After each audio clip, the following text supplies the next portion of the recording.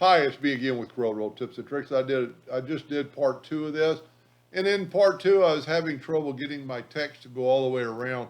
And I fiddled with it and got it right, but I thought I'd show you, and I've got several videos on this. If you go to Object and convert that to a curve, then you can go to Windows, Dockers, Properties, and select this right here.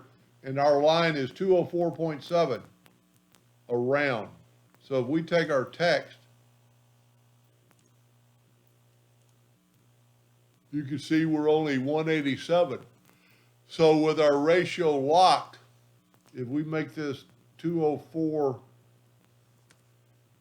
really probably 203, so there'll be a space between them, hit enter. We can close this window and then grab your text, go to text, text the path, put on our path, and now you look how it meets up pretty good. It's almost perfect. There could be a little bit more space between these two words, but that's what I kind of came up with. You know, this way you could make your text taller and maybe do the same thing because the length is still the same.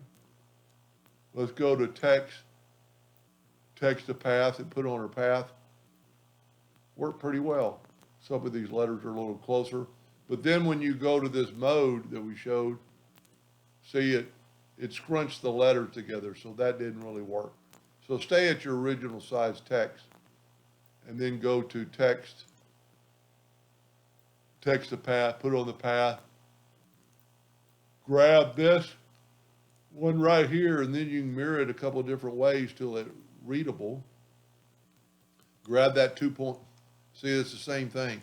You need to make sure you grab that circle, and then you can bring that in, and it looks like it's around the cylinder. Of course, go to Object, break the text apart, then you can grab that line, move that line out of the way. And there's a lot you can do with this. I mean, you could Control D and make a duplicate, hold down the Shift key and bring it inward, and you'd have another one and then Control D, and so on and so on. Anyway, hope that helped a little bit. Thank you for watching.